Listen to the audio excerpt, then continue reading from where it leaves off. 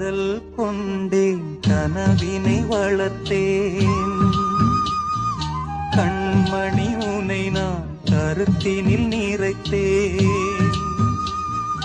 உனக்கே உயிரானே, என்னாலும் என்னை நீ மறவாதே.